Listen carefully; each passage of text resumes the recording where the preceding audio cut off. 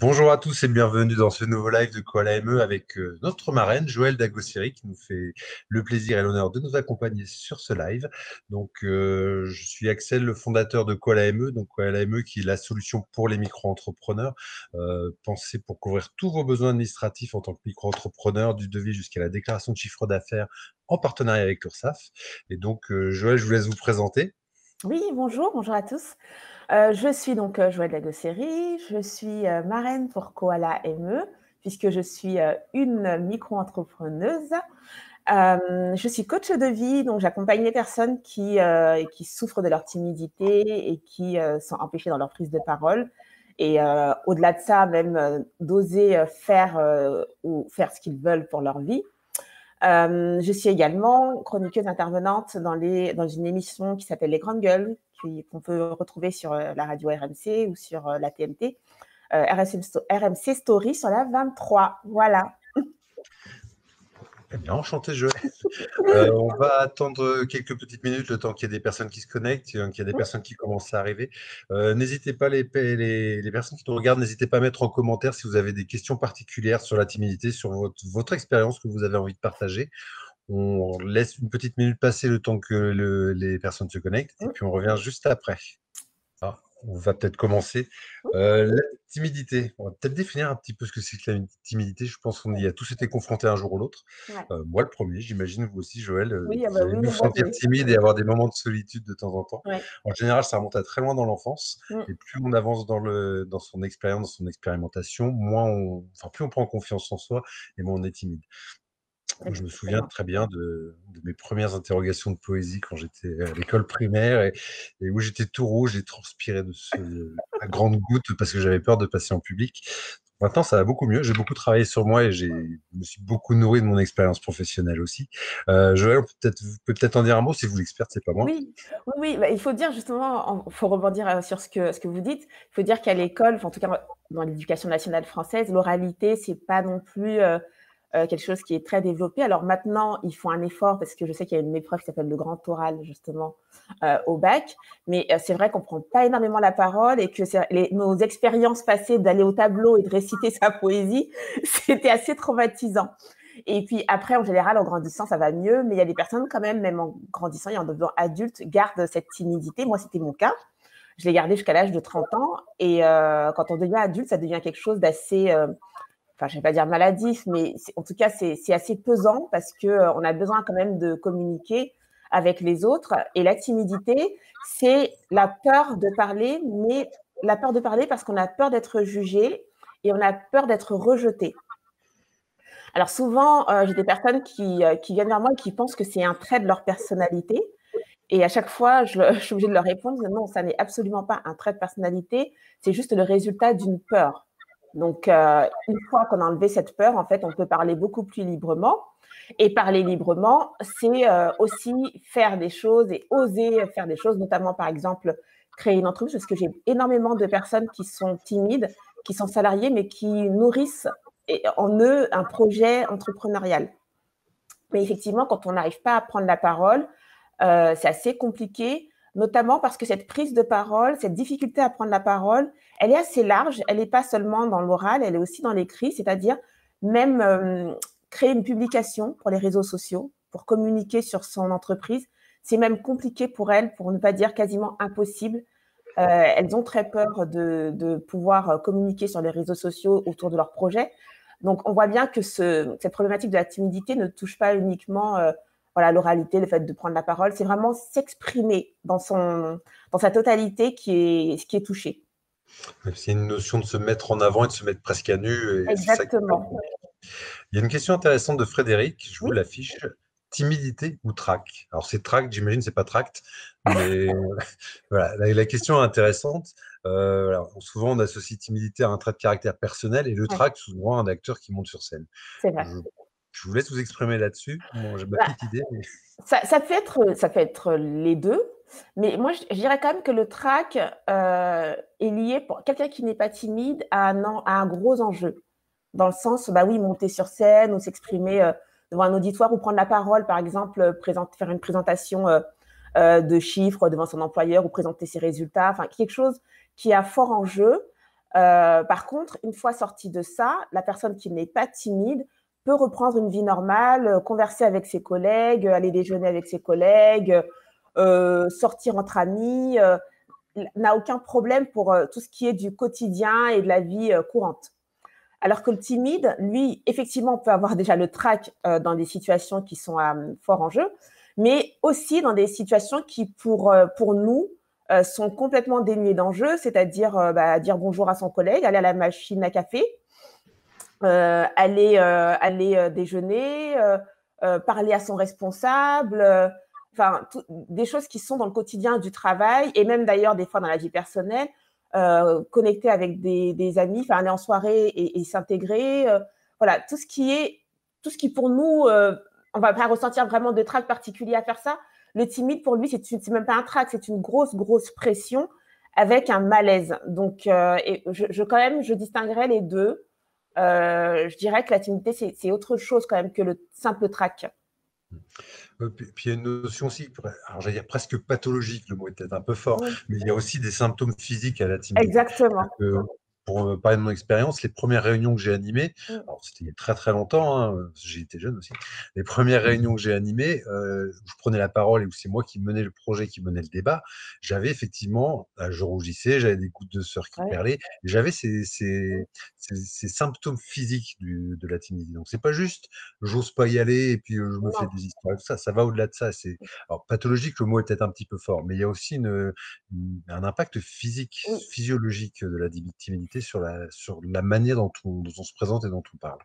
Exactement, et cet impact-là commence très tôt, c'est-à-dire qu'il peut commencer même avant l'action en elle-même, c'est-à-dire on les ressent quand on prend la parole, on peut voilà, la transpiration, le bégaiement, devenir tout rouge, etc., des maux de ventre, mais ils le ressentent même avant, en prévision, en sachant qu'ils vont devoir faire face à cette situation. Ils sont déjà très stressés avant, avec des maux de ventre, etc. Donc c'est vraiment quelque chose, oui, qui va au-delà de juste j'ose pas. Oui.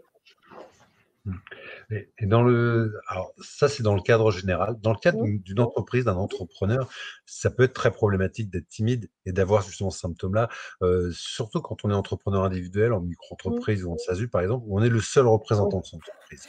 Donc, du coup, quand on veut aller convaincre un banquier de nous suivre sur notre projet, ou aller convaincre un client d'acheter notre produit parce qu'il est le meilleur, et on en est convaincu qu'il est le meilleur, ça peut être parfois compliqué, ça peut mettre en péril l'activité. Donc, est-ce que, Joël, vous auriez deux, trois petites astuces pour lutter contre cette timidité qui peut être très impactante? Alors moi, souvent ce que je conseille, c'est qu'il ne faut pas oublier que prendre la parole, c'est aussi un entraînement. Et il faut s'entraîner et vaut mieux s'entraîner, alors, seul chez soi au début, c'est-à-dire répéter, beaucoup ce qu'on va dire devant le banquier, par exemple.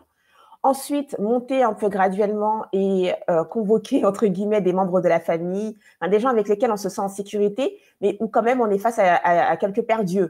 Donc voilà, convoquer un frère, une sœur, des amis, enfin des gens avec qui on se sent en sécurité, histoire de s'entraîner à répéter son discours alors qu'il y a des gens qui nous regardent.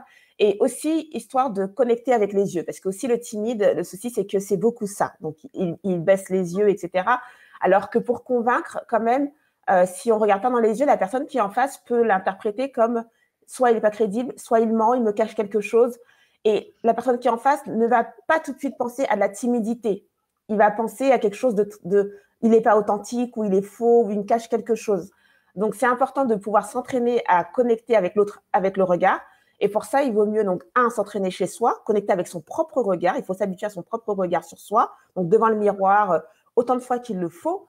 Ensuite, prendre des personnes qu'on connaît et le refaire, s'entraîner à balader son regard, à pouvoir même remettre son regard sur ses fiches, pourquoi pas, et relever le regard. Enfin, tous ces mouvements qui ne sont pas naturels pour un timide parce qu'il est très figé et qu'il a du mal à montrer ses émotions et à lâcher prise.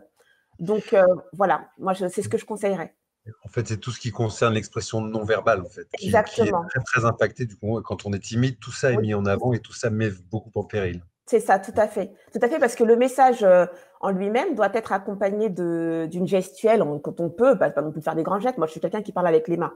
Mais, mais voilà, d'une gestuelle, en tout cas, le corps doit accompagner le message. Si le corps n'accompagne pas le message, la personne qui est en face ne comprend pas ce qui se passe et n'adhère pas et ne connecte pas. Donc, c'est très compliqué de le convaincre d'adhérer à votre projet ou de vous financer, etc. Parce qu'il y a une espèce de dissonance entre le ressenti et l'entendu. C'est ça, tout à C'est fait. ça. Je vois qu'il y a une autre question d'Alice qui nous demande, une personne timide peut-elle guérir entre guillemets à 100% ou restera-t-elle toujours une personne timide? Oui, elle peut guérir. Bah, déjà, moi, j'en suis la preuve parce que j'étais timide voilà, jusqu'à l'âge de 30 ans. Donc, j'en ai guéri. Là, j'en ai 42. Donc, j'en ai guéri. Et une fois que je m'y suis mis, en fait, ça allait assez vite. Alors que je pensais que ça prendrait au moins 20 ans. Donc, ça allait assez vite. Et oui, elle peut en guérir. Après, on passe, il y a plusieurs stades de timidité. Il y a vraiment la timidité débutant, on va dire, où je ne parle pas du tout. J'ai vraiment, même bonjour, c'est compliqué pour moi. Et puis ensuite, il y a, c'est bon, j'arrive à prendre la parole, mais je n'ose pas encore faire certaines choses. Et puis, il y a aussi une timidité qui est dans, j'ai réussi à monter mon projet, je l'ai mis en place. Par contre, j'ai du mal à demander de l'aide. Ça, c'est quelque chose que les timides peuvent rencontrer parce que quand on est timide, on a un besoin de contrôle. On contrôle énormément. Et notre prise de parole, il faut qu'on s'assure qu'elle soit parfaite avant de pouvoir la délivrer. Et on contrôle énormément nos émotions. On ne veut absolument pas qu'ils puissent se voir. Et donc, on est vraiment dans le contrôle. Et le fait d'aller, par exemple, demander de l'aide pour son projet, et parce que quand on est tout seul, moi, par exemple, je suis en micro-entreprise, je suis vraiment seule. Et j'ai besoin des fois… oui, oui, non, mais heureusement que vous êtes là parce que du coup, comme vous m'avez libéré du temps sur mes factures, je peux demander de l'aide ailleurs. J'ai le temps pour autre chose. Et donc du coup, j'ai besoin quand même d'aller connecter avec d'autres professionnels, par exemple, aussi, et de pouvoir leur dire, bah, écoute, voilà, est-ce que tu connais dans ça ou dans ça? Et la timidité, elle peut aussi, on peut la retrouver à ce moment-là de notre projet professionnel aussi. Donc, c'est un travail permanent, mais on en guérit effectivement, oui, sans problème. Sans problème, oui. Oui, après, c'est une question, je pense, que c'est essentiellement lié à la confiance en soi C'est ça. et à l'entraînement, en fait. Exactement.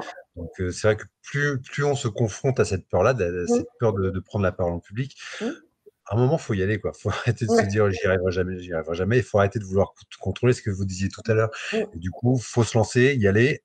On se prend des gadins, Ah bah, forcément. ça, c'est sûr. C'est obligatoire, mais dans la vie, on s'en prend forcément. Je pense pas qu'il y ait un seul d'entre nous qui a appris à marcher sans tomber. Non, Donc, la timidité, c'est pareil. Il faut se lancer c'est dans le grand bain exactement et pareil. il faut y aller. Exactement pareil. Et plus vous parlez, et mieux vous parlez. Ça, il ne faut pas l'oublier. C'est parce que quelquefois, quand ils prennent la parole et que ça bégaye un peu et qu'ils rougissent ou etc., ils se découragent parce qu'ils se disent non, mais j'y arriverai pas. Mais ce qu'il faut comprendre, c'est que ces symptômes-là vont disparaître avec les nombreuses prises de parole que vous allez faire. Oui, donc il n'y a pas de fatalité à être timide. Non. Il y a juste, faut avoir envie d'y aller. Il faut se dire que de toute façon, on n'a pas grand-chose à perdre. Je pense qu'il y a aussi cette notion-là, cette notion de, au final, quand on relativise le risque qu'on prend à prendre la parole en public, bah, il est assez faible. Voilà. Oui. Donc on risque pas de perdre sa maison, d'être Non. transformé en crapaud ou quoi que ce soit. Juste, on prend le risque de se mettre mais c'est un risque effectivement de se mettre en avant, de se mettre presque à nu. Oui. Effectivement, c'est un risque, mais qui a somme toute des conséquences assez limitées. Juste une petite précision Oui. pour les gens qui regarderaient ce live en replay, parce que le live va être accessible en replay. N'hésitez pas à mettre vos commentaires dans le replay. On y répondra aussi même après. Donc, si vous avez raté le live en direct, n'hésitez pas à mettre vos commentaires en replay. Le replay sera disponible quelques minutes après la fin du live, et donc on y répondra aussi de toute façon. J'ai une autre question d'Arthur, le Normand, qui dit: «Bonjour Joël, je suis commercial, j'ai régulièrement du mal pour ma prospection téléphonique. C'est presque l'angoisse», donc je vais vous lire la fin de la question. «C'est presque l'angoisse, as-tu des conseils pour la prospection téléphonique d'Arthur?» Bah déjà, Arthur, il faudrait savoir qu'est-ce qui vous angoisse dans la prospection téléphonique. Est-ce que c'est le fait de déranger les autres? Est-ce que vous avez l'impression que le téléphone vient un petit peu être intrusif dans leur organisation quotidienne et voilà. Est-ce que c'est parce que vous ne téléphonez pas assez et que du coup, vous avez du mal à enchaîner vos arguments? Ou alors, est-ce que c'est un manque de préparation? En fait, il faut vraiment déterminer ce qui vous gêne le plus dans le fait de téléphoner. Alors, si c'est le fait que vous ayez peur de déranger les autres, j'avais d'ailleurs fait une publication dessus, il faut vous entraîner à déranger les gens. C'est bizarre, mais comme je dis toujours, moi, je dis toujours que la sphère privée, c'est un peu comme un laboratoire. Moi, j'utilise ma sphère privée comme un peu mon laboratoire et je teste tout ce qui me dérange sur eux. Alors, les pauvres. Alors, entraînez-vous à déranger votre tante, votre grand-oncle, à l'appeler à l'improviste en pleine journée. Et même s'il vous dit, ah oui, mais là, je peux pas, je suis au boulot, je te rappelle. Ah bah, d'accord, tu me rappelles. Enfin, entraînez-vous à appeler sans prévenir, entre guillemets. Donc, il y a ça, si ça vous dérange. Ensuite, ce que je peux vous conseiller, c'est d'avoir une sorte de charte, enfin, en tout cas, oui, une sorte de charte, deux, trois phrases du début qui seront toujours les mêmes, toujours les mêmes. Votre façon de vous présenter, pourquoi est-ce que vous appelez, de sorte à ce que ça sorte assez facilement. Voilà, n'essayez pas de varier, ayez une sorte de canevas qui soit…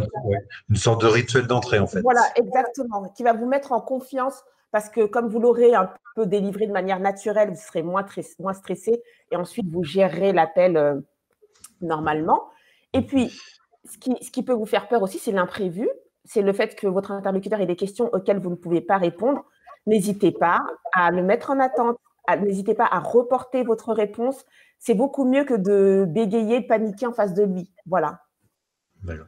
Arthur précise qu'il téléphone beaucoup depuis 2 ans, mais qu'il a peur du refus et du rejet, en fait. Ah Voilà. oui. Alors, ça, il y a un autre élément que moi, je peux peut-être y répondre, parce que du coup, on a des commerciaux dans notre équipe aussi, et du coup, je vois un peu comment ça fonctionne. C'est vrai que le métier de commercial, il est compliqué. Après, quand on est entrepreneur individuel, on est forcément community manager, comptable, administrateur, commercial, on est tout. Donc, quand on est travailleur individuel, on est obligé d'endosser toutes ces casquettes-là. Le commercial, c'est certainement un des rôles les plus compliqués. Et notamment parce qu'on va vers des gens qui ne nous attendent pas, qui n'ont pas de désiré. Et donc, du coup, il faut juste avoir un esprit, ce que je disais tout à l'heure, c'est qu'on n'a rien à perdre en vrai. On n'a rien à perdre. Si on va les prospecter, c'est qu'on a un produit ou un service dont on est convaincu qu'il est pertinent pour la personne. Donc, à partir de ce moment-là, ne serait-ce que se dire avant de téléphoner, j'appelle telle personne parce que je sais que mon produit, mon service, mon offre, elle peut correspondre à ses besoins, ça remet tout de suite dans un autre positionnement d'esprit qui peut faciliter cette prise de parole. C'est Donc, je ne sais vrai. pas ce que tu en penses, Joël. Ah non, mais je suis complètement d'accord puisque tout part de nous. Et des fois, il faut s'interroger un peu plus, enfin, une sorte d'introspection. Quelquefois, c'est même pas technique, c'est un peu émotionnel dans le sens où est-ce que vous croyez au produit que vous vendez? Parce qu'il y a souvent des personnes qui viennent vers moi et qui, en réalité, quand on fouille, c'est pas vraiment de la timidité, c'est qu'en réalité, elles ne croient pas réellement aux produits qu'elles vendent. Soit parce qu'elles n'adhèrent pas en réalité à ce qu'elles vendent, ou soit parce qu'elles n'ont pas appréhendé tous les contours du produit, donc elles ne sont pas à l'aise elles-mêmes en fait avec le produit qu'elles vont présenter, et du coup ça se traduit dans leur façon d'approcher le prospect, enfin voilà, ou le futur client. Et donc il y a aussi ces questions-là à se poser et qui sont pas vraiment d'ordre technique, mais plutôt vraiment d'ordre émotionnel. À quel point je suis attachée au produit que je vends, à quel point il me plaît et à quel point je vais pouvoir transmettre à l'autre ce qui me plaît dans ce produit-là. Voilà. Oui, ça, c'est une donnée super importante, mais là, on touche plus large que la Oui, timidité, mais c'est juste aussi avoir à l'esprit quand on se lance, surtout en entreprise individuelle où encore une fois, on est tout seul. Quand on se lance, bien penser tous les contours du projet avant ouais. de se lancer. Donc, y compris qu'est-ce qu'on va vendre? Est-ce que c'est un produit? Est-ce que c'est un service? Comment on le package, on va dire? Comment on l'emballe pour le vendre? Et surtout, voilà, pensez à ça et pensez à vraiment en profondeur, à vraiment toute la plus-value que peut apporter votre service ou votre produit. Donc ça, c'est très important avant de se lancer. Et du coup, ça peut vous permettre effectivement, si vous êtes quelqu'un d'un naturel peut-être un peu timide, de dépasser cette timidité parce que voilà, vous serez au taquet sur la connaissance de votre produit, l'intérêt pour votre prospect. Oui, Oui, Joël. pardon, je lève le doigt comme à l'école, maître. Et je pense à aussi quelque chose pour Arthur qui a peur du rejet, etc. Faut que peut-être Arthur, vous devriez vous dire que le rejet, c'est ce qui va vous permettre d'améliorer votre prise de parole, parce que souvent, derrière le rejet, il y a une objection. Souvent, que le prospect va vous dire oui, mais alors attendez, votre produit, d'accord, mais moi, je peux pas parce que si. Et vous allez rentrer avec cette objection et vous allez essayer d'y répondre pour la prochaine fois, parce qu'en fait, les objections, elles se retrouvent. En général, elles tournent toutes. Il y a peut-être trois ou quatre grosses objections qui reviennent à chaque fois. Et le fait d'avoir un rejet, voyez-le comme plutôt une opportunité de vous améliorer parce que vous aurez eu une objection sur laquelle vous allez pouvoir travailler et que le prochain client qui va vous dire « Ah oui, mais moi, ça, je ne peux pas parce que ça », vous saurez répondre pour la prochaine fois. Oui, ça, je pense qu'il y a effectivement une tournure d'esprit adoptée et se dire, Ouais, voilà, ne pas avoir peur de l'échec. L'échec, ça fait grandir aussi. c'est Voilà, donc ça, ça, c'est tout à important fait. aussi de l'avoir à l'esprit. Et voilà, donc se mettre à nu, bah, faut y aller. Oui. Enfin, faut y aller.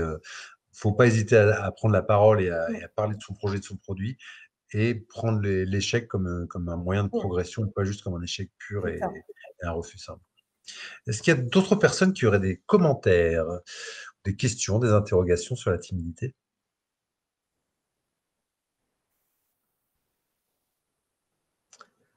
Après, ce que vous disiez aussi tout à l'heure, Joël, vous parlez de timidité à l'oral, mais aussi à l'écrit. Oui, Donc ça, moi, je trouve ça intéressant parce que c'est effectivement, enfin, quand on a préparé le live ensemble, moi, j'avais pas du tout pensé à cette notion de timidité à l'écrit parce que c'est vrai qu'à l'écrit, c'est beaucoup plus facile de se livrer. oui. Puis on le voit bien avec.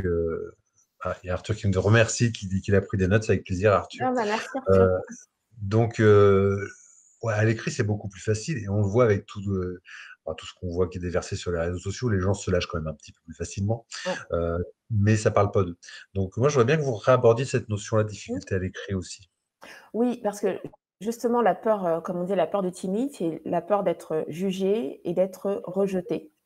Et les réseaux sociaux, justement, comme tout le monde se lâche et qu'il y a énormément d'invectives, de violentes, prises de parole, en tout cas de réponses, écrites et cetera, et ben, la timidité se retrouve même à ce niveau-là parce qu'en fait, la personne a très peur de pouvoir, émettre une opinion ou même présenter son projet et qu'il y ait quelqu'un qui commente, le projet en disant: «Ah ben, moi, j'aime pas ce que vous faites, par exemple, votre produit, je le trouve pas beau» ou et cetera, et donc elle va se retrouver confrontée à ce qui lui fait le plus peur dans la «vie réelle» entre guillemets, c'est-à-dire qu'on lui dise: «Je ne t'aime pas», en gros. Voilà, donc elle son amour ou son estime d'elle-même se retrouve dans son produit. Donc c'est vrai qu'il m'arrive très souvent d'accompagner des gens dans leur timidité, mais de fêter, au-delà de fêter leur première prise de parole, et cetera, on fête également très souvent le fait qu'ils aient fait une publication sur Twitter ou sur Instagram ou sur Facebook, alors que pour nous, c'est de l'écrit, on se dit: «Mais c'est rien». Mais on fête aussi également qu'ils aient pu mettre une photo sur leur profil. Il y a beaucoup de choses, une photo sur leur profil. Parce que sans ça, on a besoin des réseaux sociaux aujourd'hui pour, bah, quasiment presque tous les projets entrepreneuriaux se retrouvent sur réseaux sociaux, et cette personne-là a besoin de s'afficher, de mettre une photo de profil, très souvent, de pouvoir, publier sur son projet, d'écrire son projet sur, Facebook ou sur Instagram, et du coup, de recueillir les commentaires qui vont avec pour qu'elle puisse améliorer son projet. Et ce qui lui fait peur, ce sont justement ces commentaires-là. Et donc cette timidité se retrouve également maintenant, avant c'était moins le cas, mais maintenant elle se retrouve également à l'écrit beaucoup. Ouais. C'est une des différences, je pense aussi, c'est qu'une prise de parole orale, quand on est Mmh, timide, on se fait peur à soi-même. c'est Et le ça, retour terrorisant, c'est c'est nous-mêmes qui nous nous-mêmes, inflige. c'est vrai, Alors que sur les réseaux sociaux, le retour, c'est les autres qui les autres. l'infligent parce qu'eux, ils n'ont pas de filtre. Ouais, Et c'est sur les ça. réseaux sociaux, il y a beaucoup moins de filtres. Donc, c'est effectivement une petite différence. Mmh, Et je pense que c'est aussi super important, mais dans tout parcours, j'ai presque de guérison de la timidité ou d'autres choses. C'est important de marquer les petites victoires, oui. effectivement, de se féliciter d'avoir pu mettre une photo de profil, d'avoir Oui, pu mettre un post. exactement. Et c'est ce qui contribue aussi à franchir les marches une par une pour arriver au palier où la timidité n'est plus un frein. Il y a une question de Frédéric, alors je vous l'affiche pas parce qu'elle est très longue, qui dit: «La timidité ou le trac ne sont-ils pas liés à un effet de nombre? En effet, un face-à-face peut être bien plus facile que de s'exposer à un groupe sans interaction. On peut être brillant face à face, mais devant un groupe nettement moins brillant. Ou qui regarder?» Donc alors effectivement, j'ai fait une première réponse, je vous laisse la parole après, Joël. Mmh, Effectivement, l'aspect de groupe, il est impressionnant. C'est-à-dire que si on se met devant une salle entière et qu'on parle, c'est très impressionnant. mmh, Au-delà de ça, les techniques sont les mêmes. C'est-à-dire mmh. qu'on parle à une personne ou à une vingtaine de personnes ou une centaine de personnes, les techniques sont les mêmes. Donc, je vous laisse rebondir dessus. Oui, oui, je suis d'accord avec vous, les techniques sont les mêmes, et après c'est pour ça que je parlais de, entre guillemets, «de niveau de timidité». Il y a des personnes qui me disent: «Moi, en dessous de 3 ça va». Elles ont même, entre guillemets, calculé le nombre de personnes à partir desquelles ça commence à pêcher. Donc, elles me disent: «En dessous de 3 ça va, à partir de 3 c'est la panique». Alors ça, c'est des choses que, aujourd'hui, j'ai encore du mal à expliquer pourquoi 3 et pourquoi 4 et pas 3 et pourquoi 5 et pas 4. C'est assez compliqué, mais elles, c'est leur sentiment qu'au-delà de 3, c'est fini. Mais effectivement, on peut avoir, et c'est là où, justement, on parlait tout à l'heure de trac. où justement il y a le trac qui va venir se rajouter quand il y a pour nous un enjeu. Si pour nous, 3 personnes, c'est un enjeu, alors la timidité vient. Alors 3 personnes, c'est quoi? C'est 3 personnes au restaurant avec 3 amis ou c'est 3 personnes devant lesquelles je dois présenter, je ne sais pas, des résultats ou je dois parler de mon projet d'entreprise? Est-ce qu'il y a un enjeu? Moi, je pense que le nombre, c'est pas tellement le nombre, c'est quel enjeu en fait. Et l'enjeu peut être aussi très fort avec une seule personne, par exemple un entretien d'embauche. Là, l'enjeu est très fort et pourtant, on a peut-être très souvent une seule personne en face de nous et ça, c'est complètement déstabilisant et paralysant. Donc, je crois que plutôt qu'à la notion d'enjeu plutôt qu'à la notion de nombre, mais voilà, ça peut fluctuer. Il y a une question intéressante aussi d'HK. Alors, je vous la fiche pas parce qu'elle est très longue aussi. Donc je vous la lis. Je travaille depuis un moment sur ma timidité et je remarque paradoxalement parler beaucoup trop lors d'échanges importants, oral et écrit. J'ai peur des blancs dans la conversation, ce qui donne un discours brouillon et déstructuré. J'aimerais réussir à prendre le temps d'avoir un discours plus concis et clair. Ouais. Peur Ça, du vide. oui, ça c'est aussi un autre aspect de la timidité, des personnes qui parlent beaucoup pour cacher quelque chose. Pareil, en fait, la cause est la même, sauf que le moyen d'y arriver n'est pas le même. Il y a des personnes qui ne parlent pas parce qu'elles cachent, elles veulent cacher quelque chose, et des personnes qui parlent beaucoup parce qu'elles veulent cacher quelque chose. Et moi, ce que je fais souvent, on va traiter ce qu'on veut cacher, justement. On va aller voir ce qu'on veut cacher, et une fois que ça c'est traité, en fait, finalement, la parole, elle se rééquilibre. Alors, soit elle se rééquilibre par le bas, c'est-à-dire on va moins parler, on va laisser la place aux autres, etc. Ou soit elle se rééquilibre par le haut, on va plus parler. Mais le tout c'est de savoir, mais en fait, je veux quand même cacher quelque chose, et qu'est-ce que je veux cacher? Donc, c'est pas tellement, encore une fois, un problème technique de je parle trop, je parle pas assez, c'est qu'est-ce que tu veux cacher? Et ce que tu veux cacher, est-ce que c'est réellement à cacher ou est-ce qu'en fait, il faut plutôt le montrer? Et une fois qu'on a résolu ça, la parole en elle-même se rééquilibre. Et il y a une autre question donc, de Charlène qui dit par rapport à ces réseaux sociaux, il est difficile d'assumer de devoir, entre guillemets, se vendre soi. On sait que c'est important de se mettre en avant, mais c'est pas toujours facile. Donc j'imagine effectivement que on a plus envie de vendre ses produits que de se vendre soi-même sur certains types d'activités. Et on sait très bien que sur les réseaux sociaux, c'est plutôt l'inverse qui marche. Donc c'est peut-être cette espèce de schizophrénie, on va dire, qui est peut-être un peu compliquée à mettre en place. Bah, ça dépend, en fait, ça dépend. Il y a des produits qu'on peut mettre en avant tout seul et qui se vendent très bien, ou une activité qui se vend toute seule sans soi. Par exemple, j'ai un ami qui est coach sportif et qui au début se vendait lui, c'est-à-dire qu'il montrait ses biceps, voilà, salle de sport et tout, etc.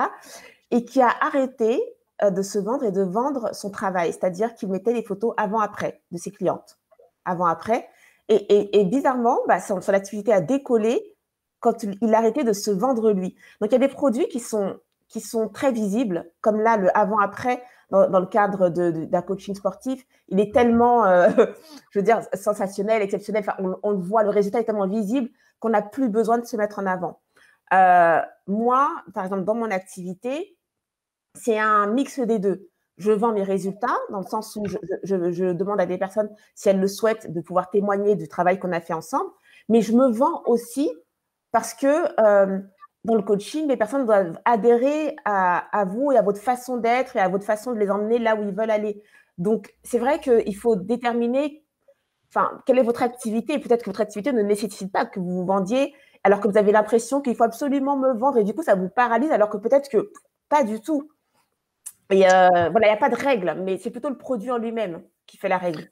C'est ça, en fait, c'est le produit et l'activité qui C'est ça, détermine ce qu'il faut vendre, quoi. c'est ça, Effectivement. exactement. C'est quelqu'un qui fait du dropshipping en ayant beaucoup de masse de petits objets va pas se vendre On va lui-même. le On va vendre, tout à faire vendre fait. ses produits. Par contre, effectivement, une coach va se vendre Oui, plus aussi elle-même parce qu'il y a cette notion oui, je dois vendre que oui, d'adhésion. voilà, on peut y arriver, je peux y arriver, donc vous pouvez y arriver, etc. Donc, c'est peut-être que cette personne a l'impression qu'elle doit se vendre et du coup, ça la bloque un peu et peut-être qu'en fait, finalement, elle n'a pas du tout à se vendre et que c'est plutôt un dictat, entre guillemets, du moment qui dit ah oui, mais il faut absolument te montrer, alors que peut-être que pas du tout. Oui, tout à fait. Euh, Joël, j'ai une petite question. Oui, Est-ce que vous auriez une sorte de petit rituel aux personnes qui sont timides, oui, fortement ou pas fortement, mais un petit rituel à leur conseiller avant de prendre la parole, que ce ouais. soit une prise de parole orale ou une prise de parole écrite? genre 5 minutes avant, qu'est-ce que je fais pendant les 5 minutes avant pour me mettre dans les bonnes conditions justement pour affronter ce grand moment qui me fait tant peur? Alors, c'est un rituel qui est plutôt lié au mental, puisque en réalité, c'est plutôt le mental qui joue, hein, dans la peur de prendre la parole. Moi, j'utilise et ce que je conseille, c'est, d'utiliser la méditation si on peut, mais aussi beaucoup la visualisation. C'est-à-dire de vivre le moment avant et tel qu'on aimerait le vivre exactement et donc en fait, c'est de l'imaginer, hein, c'est se mettre en position d'imaginer ce moment-là et de déterminer bien en amont comment vous allez, entrer dans ce moment, ce que vous voulez ressentir pendant ce moment et comment vous allez en sortir de ce moment. C'est-à-dire, de même visualiser et ressentir la satisfaction que vous avez eue à vivre ce moment, de la manière dont vous vouliez le vivre avant. Donc, c'est vraiment de l'appréhender et de le vivre avant, de sorte à ce que envoyer les bonnes informations au cerveau, lui dire, voilà, regarde, c'est comme ça que je veux me comporter, c'est comme ça que je veux le vivre. Il a une mémoire et le corps a une mémoire des émotions, c'est-à-dire qu'il va enregistrer le ressenti que vous avez pu avoir pendant votre visualisation et ce qui va lui permettre de le reproduire au moment où vous allez passer à l'action. Alors, il y a des petits déchets parce qu'on ne contrôle pas tout, hein, ça, il faut bien le savoir. Déjà, on ne contrôle pas les autres. Donc, ça, c'est déjà, on ne contrôle pas leurs réactions, etc. Et puis, il y a des petits déchets parce que voilà, la prise de parole, on peut être interrompu, on peut un peu paniquer, oublier un mot. Mais en tout cas, je dirais qu'à 70%, on va recracher, entre guillemets, ce qu'on a vécu pendant la visualisation. On peut le faire 5 minutes avant, mais on peut aussi le faire même 15 jours avant, en prévision, par exemple, d'une grosse prise de parole. On peut s'entraîner techniquement, donc préparer ses arguments, etc. Ça, c'est pas de problème. Et ensuite, se visualiser en train de les dire, en train de visualiser la salle, visualiser même le public, se visualiser en train de se déplacer, de faire les mouvements pendant qu'on parle. Enfin, on peut tout y mettre, hein. C'est un peu comme la lettre au Père Noël. Vous y mettez ce que vous voulez. Donc voilà, ça, c'est vraiment le petit rituel que vous pouvez faire. Et pour les personnes qui sont très timides, moi, je conseille même qu'elles le fassent quotidiennement, même si elles ne prennent pas la parole, en fait, qu'elles se voient toujours en train de l'apprendre. Donc, une part d'autosuggestion pour habituer son esprit, son cerveau et son corps Exactement, à justement bien passer ce moment-là. c'est ça. Pas de vocalise avant, pas de Ah bah, si, respiration, après, tout si, ce bah, qu'il faut dans pour. la visualisation, c'est une sorte de méditation, donc on est censé quand même se mettre en repos, bien respirer, ça accompagne la visualisation, bien sûr. Et ensuite, pour la voix, etc., ça, c'est comme j'ai dit tout à l'heure, il faut s'entraîner chez soi à répéter. Là, vraiment, le discours en lui-même, en fait, ça, c'est sûr qu'il faut le travailler. Il faut le répéter chez soi. Il faut s'obliger, entre guillemets, parce que beaucoup de timides ont des problèmes avec leur image. Donc, il faut s'obliger à se regarder dans le miroir et à se regarder, voilà, donner son discours. Et puis, comme j'ai dit, ne pas hésiter à convoquer la famille, les amis et à s'entraîner sur ça, ouais. Donc, à martyriser ses proches. Oui, mais c'est des bons cobayes, hein, Oui, tout à fait. En général, ils mâchent pas leurs mots, donc ils ont en plutôt un plus, retour qui est sans filtre pour le coup. en Donc, c'est plus, aussi intéressant pour progresser. tout à fait. Euh, je vois pas d'autres questions qui arrivent. Bah, du coup, s'il n'y a pas d'autres questions, on va peut-être faire le mot de la fin. Joël, je vais vous Oui, laisser faire le mot de la fin. Juste un petit détail, encore une fois, pour ceux qui regarderaient en replay et pour ceux qui sont là aussi, n'hésitez pas à taguer des amis que vous connaissez qui pourraient être intéressés par le sujet qu'on vient de traiter. Le replay sera disponible d'ici un petit quart d'heure, donc qui n'hésitent pas à poser leurs questions en replay, on y répondra, même si c'est après le live.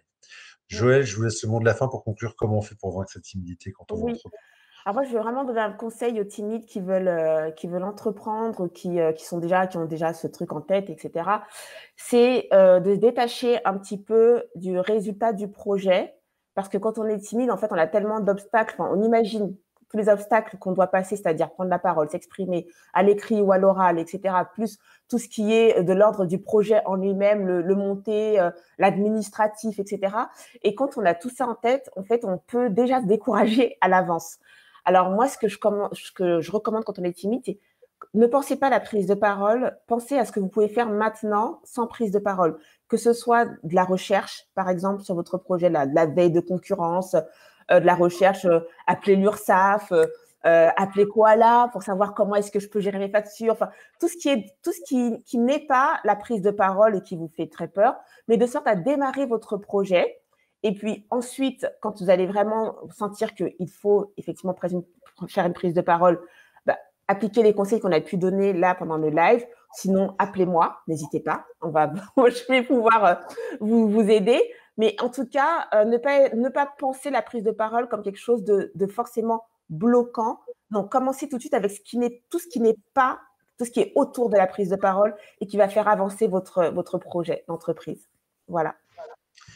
Parfait. Juste une dernière question de Oui. Frédéric qui dit: avez-vous un conseil afin de contrer, entre guillemets, une personne qui vous déstabilise lors d'un échange en groupe? Alors Alors, là, on est plus contrer. dans les techniques de débat que dans la timidité, je pense. Bah, en fait, je pense que c'est très important de pouvoir rester focus sur le pourquoi. Pourquoi est-ce qu'on est là enfin, pourquoi est-ce qu'on débat de ce sujet et pourquoi est-ce que, par exemple, j'ai pris cette prise de position. C'est important de revenir sur soi parce que si on va, entre guillemets, sur le terrain de l'autre et qu'on n'a pas l'habitude, ça peut se faire, hein, mais on peut très vite être déstabilisé et perdre ses mots et puis après culpabiliser parce qu'on n'a pas, on se dit oh, j'aurais dû répondre ça. Bah, non, on peut répéter son argument. C'est quelque chose d'assez simple. C'est de revenir à son argument et de le répéter, de dire oui, oui, mais moi, je te dis ça parce que c'est donc pour le pourquoi, parce que je pense que ça, et j'entends très bien ce que tu dis, mais moi, et en fait, camper un peu sur ses positions. Alors, s'il y a des choses qu'il a dit qui sont pertinentes, vous pouvez les reprendre et dire je suis d'accord avec toi sur ce point-là, pas de souci.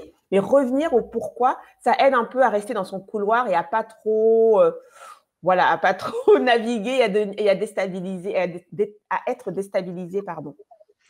Mais ça, qu'on soit timide ou pas, quelqu'un qui nous contre avec des arguments, c'est Ah oui, compliqué bah de toute oui, façon. oui, oui. Et après, il faut Puis aussi là, reconnaître qu'il a raison, c'est bien aussi, hein, ça m'arrive. c'est ça. Et puis là, ça nous sort du débat sur la timidité, on rentre plus dans le débat Exactement. comment on fait un débat, justement. Très bien. Je vous propose qu'on en reste là. Pour les personnes qui regardent en replay, n'hésitez pas à poser vos commentaires, on y répondra de toute manière. Joël, un énorme merci pour avoir fait ce live Bah, avec nous. merci à vous. C'était Et puis, court et c'est bien. on reprogramme ça un jour prochain si, Bah si oui. vous voulez. Et puis, si les personnes qui C'est nous d'autres suivent en questions qui direct, viennent après, voilà, je réponds. voilà. Merci à tous. Bonne fin de journée et à très bientôt. Au revoir. Au revoir.